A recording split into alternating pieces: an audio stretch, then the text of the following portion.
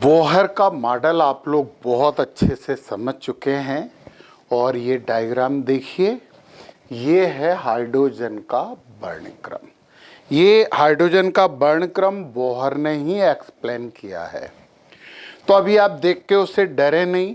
ये फार्मूले पे भी थोड़ा सा यदि आप ध्यान देंगे तो यहाँ पे के स्क्वायर एक्स्ट्रा है जो हमारे डेरिवेशन में नहीं था, तो वो कहाँ से आया, कैसे एक्स्ट्रा हो गया है, ये बात भी हम डिस्कस करेंगे।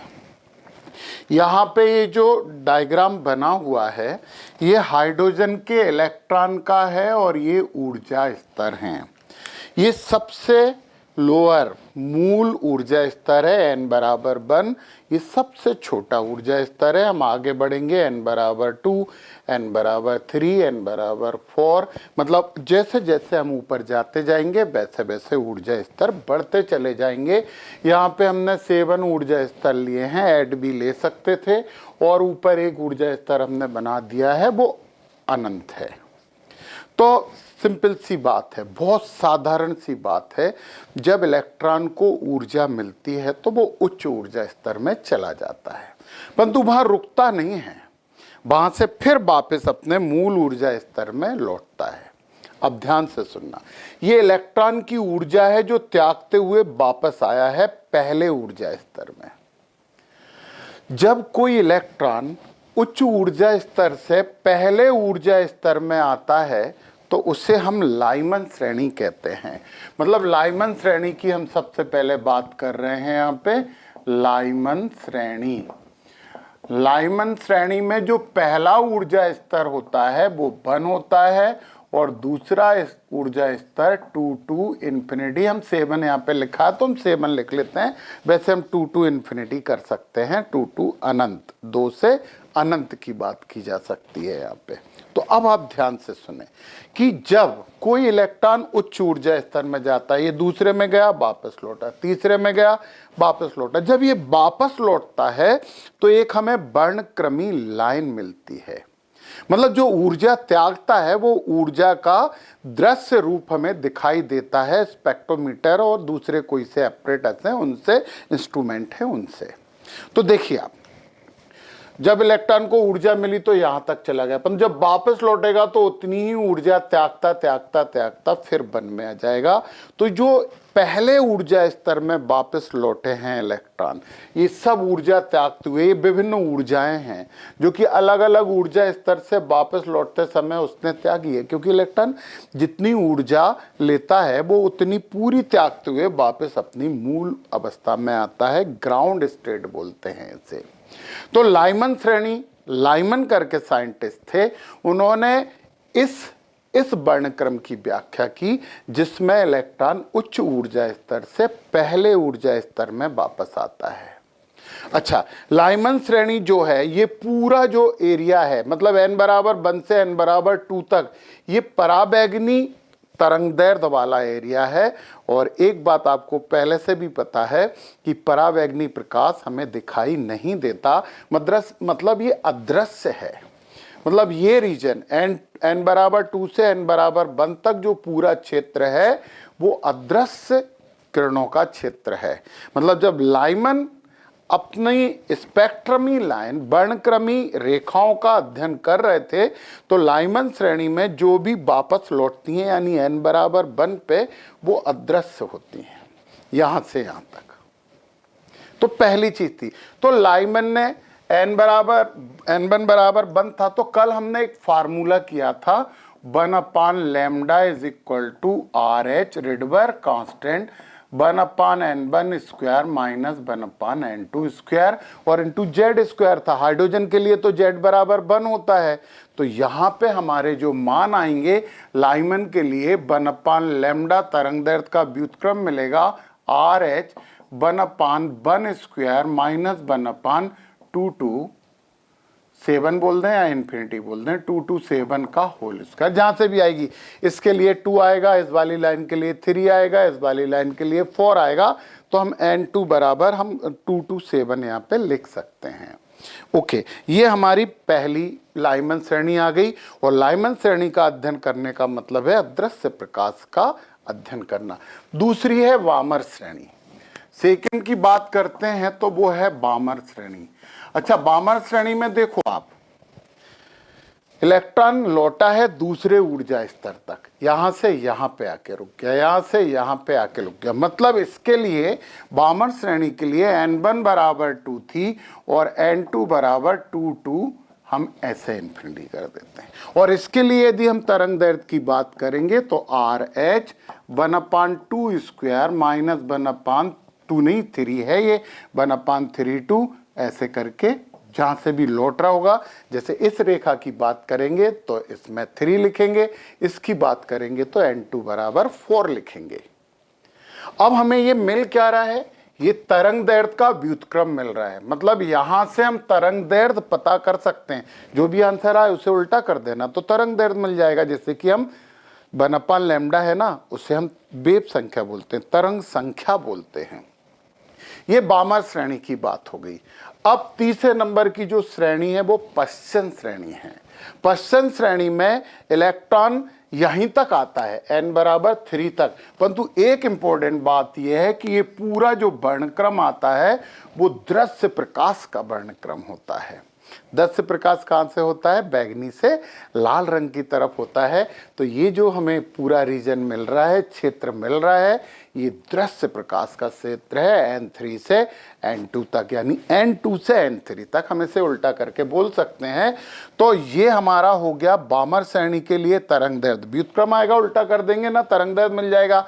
बामर श्रेणी के बाद हम अगली श्रेणी की यहाँ पे बात करते हैं तो वो पश्चन श्रेणी होती है। और पश्चन श्रेणी में देखो, प्रारंभिक ऊर्जा स्तर n बराबर 3 है, मतलब वो सब इलेक्ट्रॉन कहां तक लौटेंगे, n बराबर 3 तक लौटेंगे।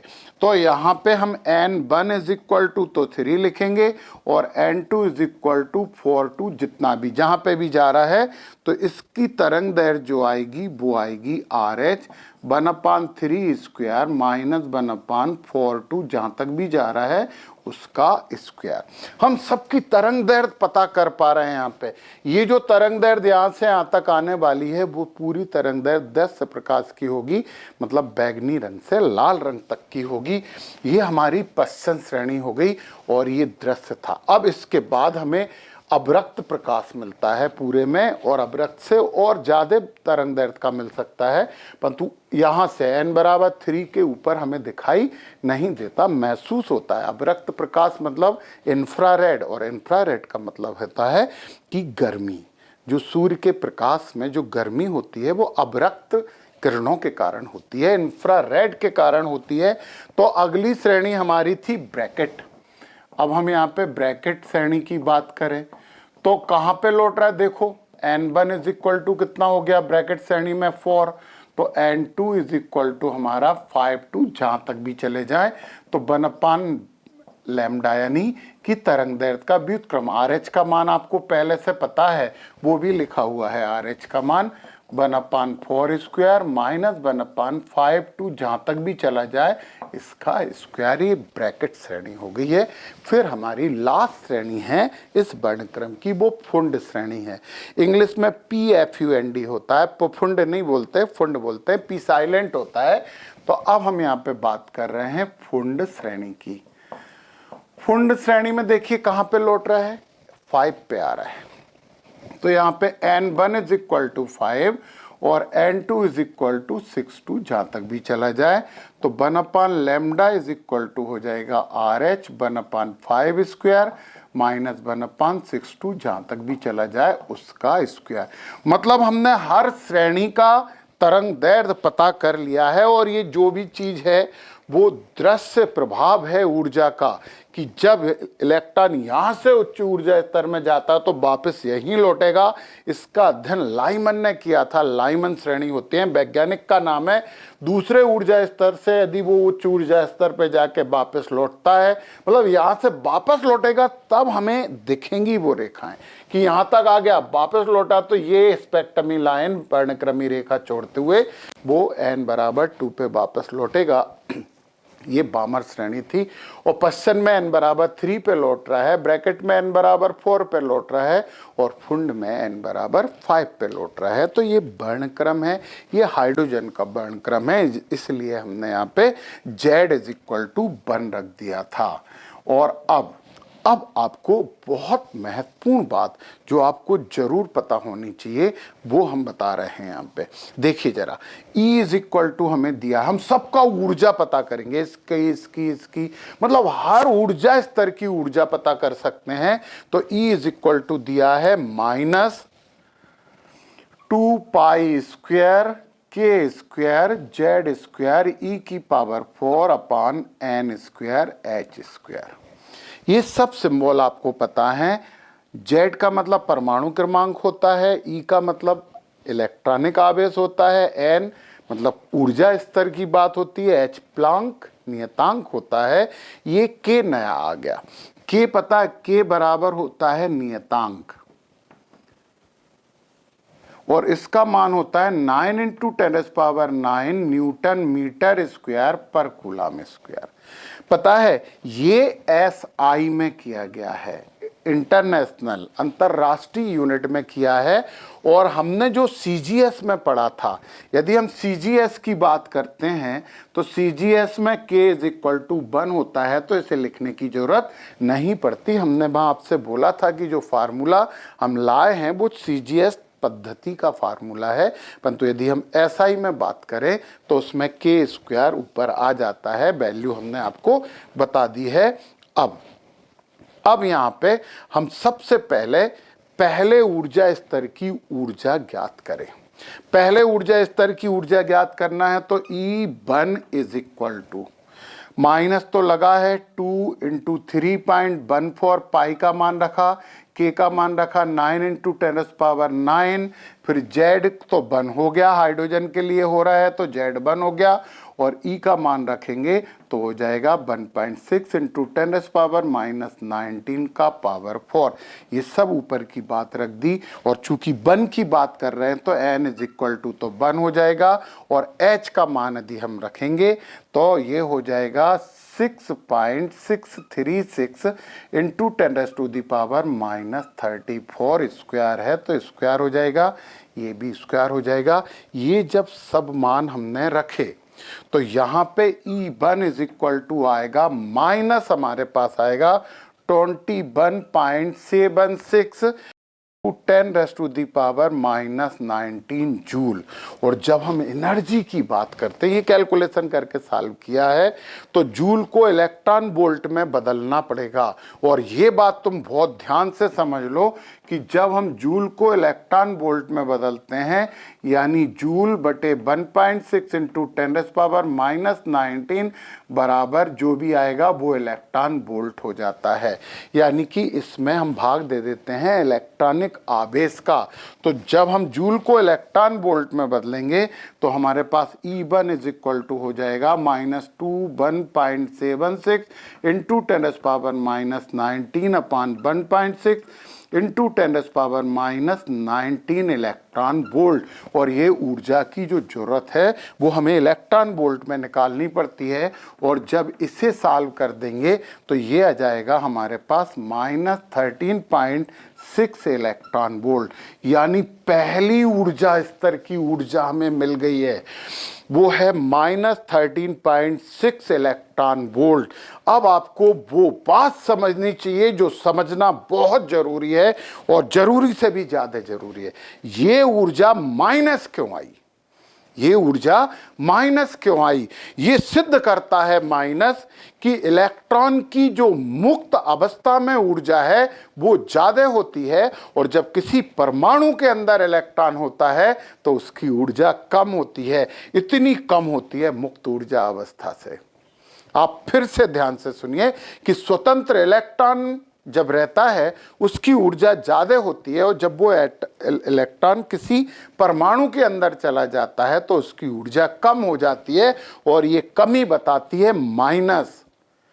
तो ऊर्जा यदि नेगेटिव आ रही है, ऋणात्मक आ रही है, इसका मतलब यह है कि वो इलेक्ट्रॉन की मुक्त अवस्था में ऊर्जा से कम है। तो पहली कक्षा की ऊर्जा हमारी आई है E1 is equal to -31.6 electron volt. और दोस्तों अब आपको बिल्कुल भी समस्या नहीं है यदि आपको E2 निकालना है। पहले के लिए हमने n1 स्क्वायर लिखा था, तो इसी में क्या करेंगे -13.6/2 का स्क्वायर। दूसरी मतलब हमारे पास एक फार्मूला आ गया यार ऊर्जा का, En is equal to -13.6/n square electron volt. ये बहुत अच्छा फार्मूला हमने यहाँ पे निकाल लिया है। तो यदि हमें दूसरे की निकालना है तो ऐसे निकलेगी, और ये जो दूसरे की ऊर्जा आएगी हमारी वो आ जाएगी -3.4 इलेक्ट्रॉन वोल्ट। आपको पता है माइनस में छोटी संख्या का मान बड़ा होता है, मतलब ऊपर गए तो इतना बड़ा डिफरेंस आया। अब इन दोनों ऊर्जा स्तर में अंतर भी निकाल सकते हो, मतलब यहाँ पे यदि आपको डेल ई निकालना है तो आप E2 माइनस E1 कर दो, E2 माइनस E1, तो del E is equal to आ जाएगा, E2 कितना है -3.4 माइनस माइनस प्लस 13.6, और सॉल्व करोगे तो इन दोनों ऊर्जा स्तर का अंतर समझ में आ जाएगा।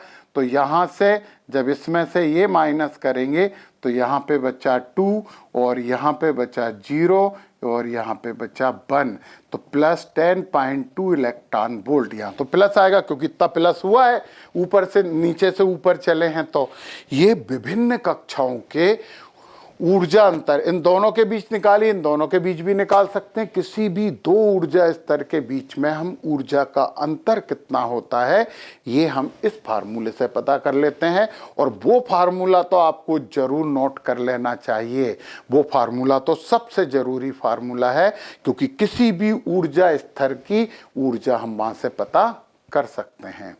यदि हाइड्रोजन नहीं है, कोई दूसरी चीज है, तो हम पता है En निकालने के लिए क्या करेंगे -13.6/n स्क्वायर, और इसमें काय का इंटू कर देंगे Z स्क्वायर, क्योंकि इसकी जगह तो हमने 1 लिख दिया था। तो ये थी पूरे हाइड्रोजन वर्णक्रम की व्याख्या, और ये कौन ने की थी, बोहर ने की थी। और बोहर पे हमने एक ब्लेम लगा दिया था, एक दोष बता दिया था बोहर का, कि बोहर महाराज ने केवल सिंगल इलेक्ट्रॉन वाले जो परमाणु हैं उनका वर्णक्रम तो बहुत अच्छे से समझाया है, तो ये बहुत अच्छे से तो समझा है। और पता है ये सबकी हमने तरंग दैर्ध्य पता कर ली है, पूरी के पूरी तरंग दैर्ध्य आ गई है हर श्रेणी की। अलग अलग वैज्ञानिकों ने अलग अलग ऊर्जा स्तर में लौटने वाले इलेक्ट्रॉन की जो ऊर्जा है उसका अध्ययन किया है, इसलिए इन्हें अलग अलग नाम दिया गया है। और आपके लिए सबसे ज़्यादा इम्पोर्टेंट चीज़ तो ये थी कि हर ऊर्जा स्तर की आपको यहाँ से ऊर्जा पता लग जाती है कि उस ऊर्जा स्तर की ऊर्जा कितनी है, ये जानकारी भी आपको लग जाती है। तो एक बार जल्दी से ओवरव्यू, मतलब फटाफट कर लें कि इलेक्ट्रॉन यहाँ है, जब उसे ऊर्जा मिली तो यहाँ आ गया, अब यहाँ रुकेगा नहीं, वापस लौटेगा, वापस लौटा तो एक लाइन मिल गई। मान लो हमने बहुत सी ऊर्जा दे दी, यहाँ चला गया, वहाँ रुकेगा नहीं, वापस लौटेगा, वो पहली कक्षा में वापस लौटेगा। तो लाइमन, ये जो पूरा रीजन है वो पराबैंगनी का, अल्ट्रावायलेट का है, ये विजिबल दृश्य का है, ये इंफ्रारेड का है, और आगे तो इनविजिबल ही होता है।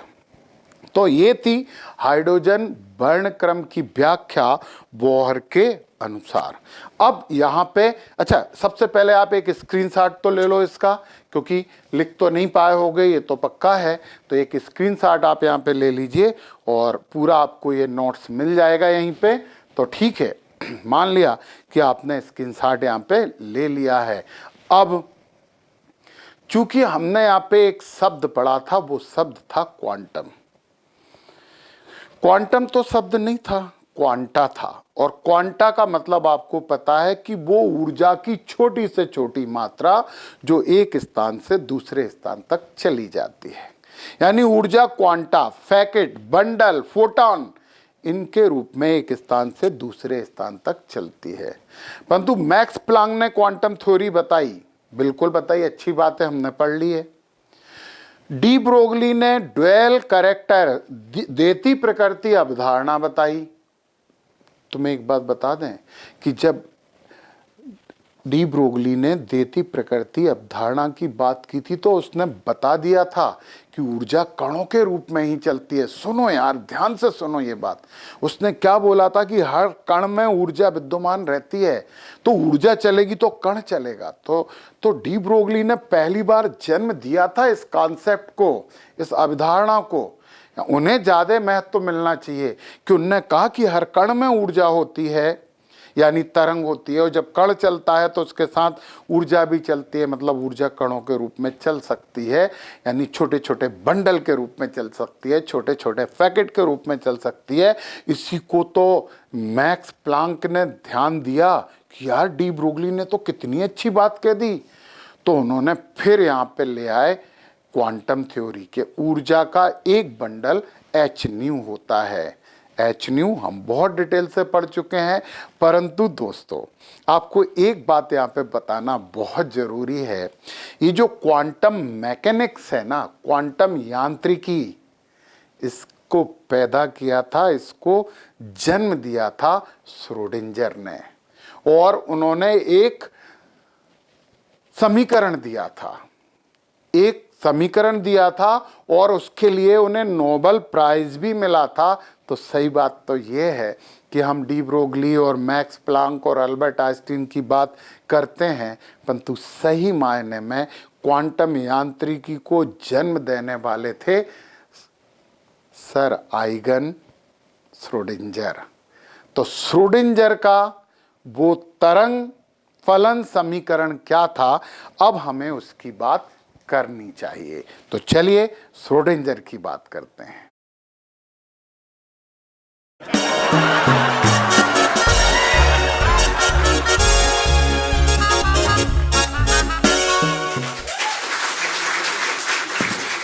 अरे बड़े, एक सवाल का जवाब देगा तू? मुझे नहीं देना तेरे फालतू सवाल का जवाब। अरे सुन तो, अच्छा सवाल है। चल ठीक है, पूछ। अच्छा ये बता, एक होटल में मास्टर जी खाली कटोरी में रोटी डुबो डुबो कर क्यों खा रहे थे?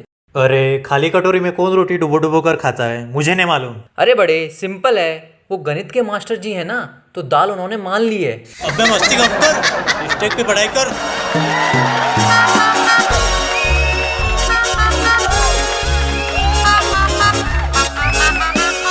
तो ये है श्रोडिंजर का तरंग समीकरण, और देख के बड़ा तनाव मिल जाता है कि यार ये क्या खतरनाक चीज है।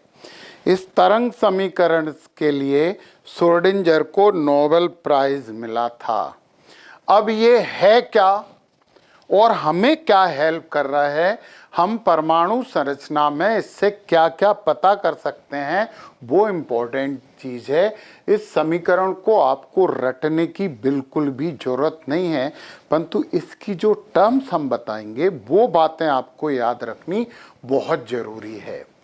सबसे पहले तो आपको जो इसमें टर्म्स यूज किए हैं उनका मतलब समझो। यहाँ पे सबसे इम्पोर्टेंट चीज़ है ये साइन, और इसे बोलते हैं साई। साई का मतलब होता है तरंग फलन।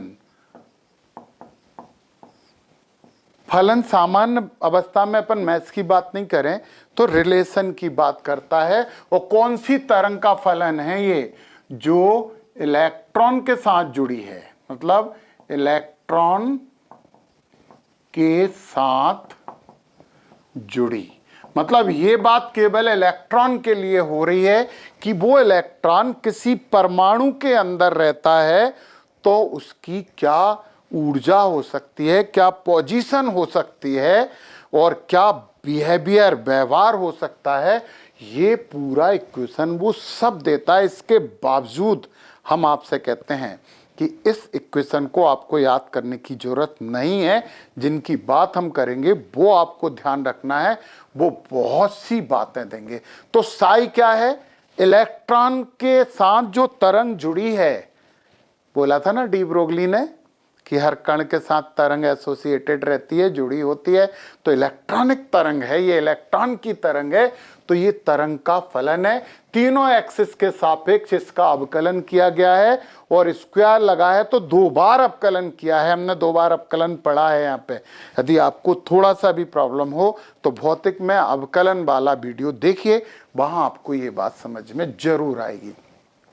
तो साई हो गया तरंग फलन, तीनों अक्षों के सापेक्ष उस तरंग फलन को अवकलित किया गया है, पूरे के पूरे परिवर्तन निकाले गए हैं। 2 बार अवकलन का मतलब होता है दो परिवर्तन, कि वो घूम भी रहा है और स्पिन भी कर रहा है। ये अभी तुम्हें बाद में समझ में आएगा। वो यहाँ पे ऐसा घूम रहा है, वृत्तीय गति कर रहा है और घूर्णी गति भी कर रहा है, तो इसलिए 2 फलन हो जाते हैं, इसलिए सबका 2 बार अवकलन किया गया है। अच्छा, m यहाँ पे ये वाला जो m आया है वो m तो इलेक्ट्रॉन का द्रव्यमान है, इलेक्ट्रॉन का द्रव्यमान, ये बात तो आपको पता है। और m के बाद फिर h आया, तो h हमें बताने की जरूरत है कि आपको, ये प्लांक नियतांक है, इसका तो तुम्हें मान भी पता है, प्लांक नियतांक हो गया। E, कैपिटल E जो आया है ये कुल ऊर्जा उस इलेक्ट्रॉन की जिसकी हम बात कर रहे हैं, और V बराबर होता है पोटेंशियल एनर्जी, स्थितिज ऊर्जा। और साई तो सबको पता है तरंग फलन है। अब उतना कठिन नहीं लग रहा होगा जितना कठिन देखते से ही लगा था, नहीं, अभी तुम्हें और बहुत सी जानकारियां मिलेंगी कि जब हम इस समीकरण को सॉल्व करते हैं हाइड्रोजन के लिए, अभी हम बात कर रहे हैं केवल हाइड्रोजन की बात कर रहे हैं, ये हाइड्रोजन के लिए, तो हमें ई के, ऊर्जा के, ई मतलब क्या है, ऊर्जा के कई संभावित मान मिलते हैं, कई संभावित मान मिलते हैं जो संभव हैं, जो हो सकते हैं। अब एक रहस्यमयी बात हो गई कि एक इलेक्ट्रॉन के कई ऊर्जा के संभावित मान कैसे मिल रहे हैं, अभी समझेंगे, अभी समझेंगे, परंतु कई संभावित मान मिलते हैं। और पता है उन मानों को आइगन मान कहते हैं। आइगन को EIGEN आइगन मान कहते हैं।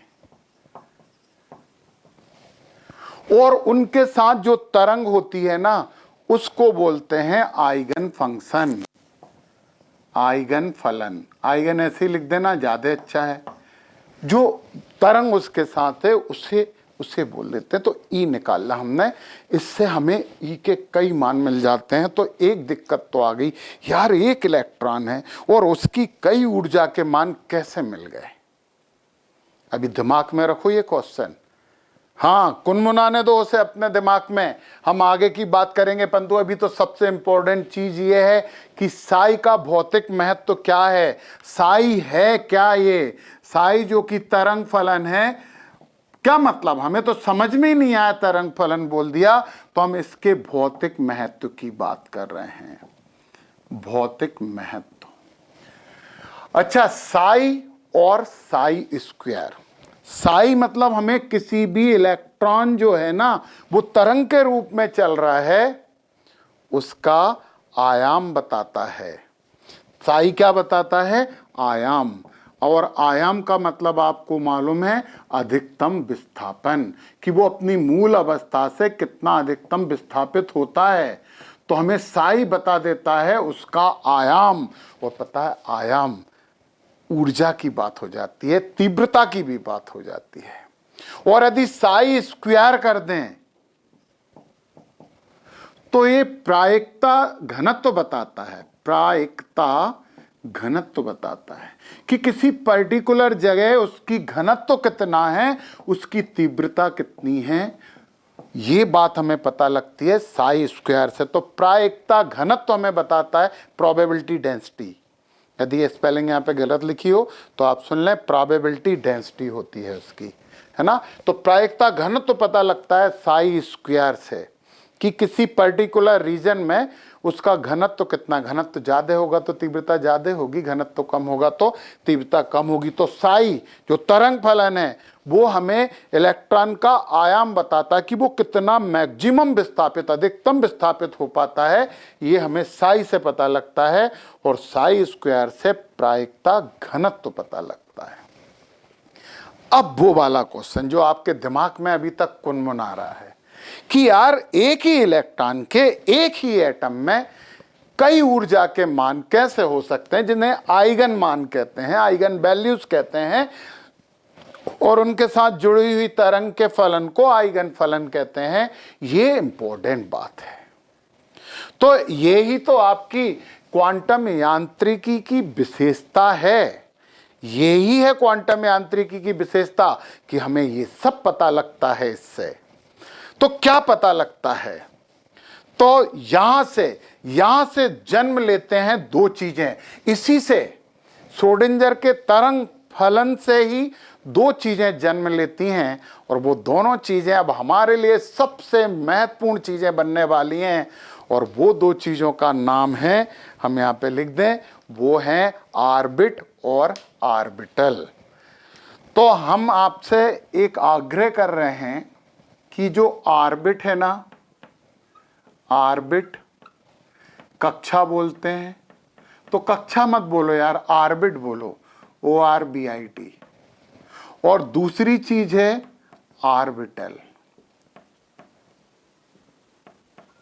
इसे कक्षक बोलते हैं। मतलब एक ऑर्बिट, और ऑर्बिट का मतलब होता है मुख्य ऊर्जा स्तर। ऑर्बिट का मतलब होता है मुख्य ऊर्जा स्तर, और ऑर्बिटल का मतलब होता है उप ऊर्जा स्तर। अब हमें यहाँ पे बहुत ध्यान से समझने हैं ऑर्बिट और ऑर्बिटल को। ये इक्वेशन आपको बिल्कुल रटने की जरूरत नहीं है। इससे जो काम की चीजें थी वो हमने कर ली। और सही बात तो ये है कि इससे ये दो हमें VIP चीजें मिली हैं। अब आगे हम यही पढ़ेंगे और यही काम के हैं। यहाँ पे आपको क्या याद रखना है कि साई का भौतिक महत्व, साई क्या देता है? आयाम बताता है। जो इलेक्ट्रॉन के साथ तरंग है उस तरंग का आयाम बताता है। और साई स्क्वायर वो पर्टिकुलर किसी रीजन में उसका घनत्व कितना है, कहीं पे कितनी प्रोबेबिलिटी से उसकी डेंसिटी चेंज हो रही है या है, ये बातें हमें साई स्क्वायर बताता है। ये दोनों चीजें आपको याद रखनी है। और आइगन वैल्यू और आइगन फंक्शन, आइगन मान और आइगन फलन, ये दोनों चीजें भी आपको याद रखनी चाहिए।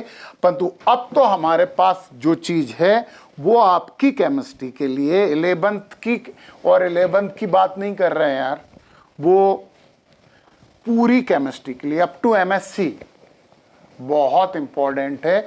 और अब हम वो बातें यहाँ पे शुरू करते हैं। तो देखिए आप, ऑर्बिट और ऑर्बिटल।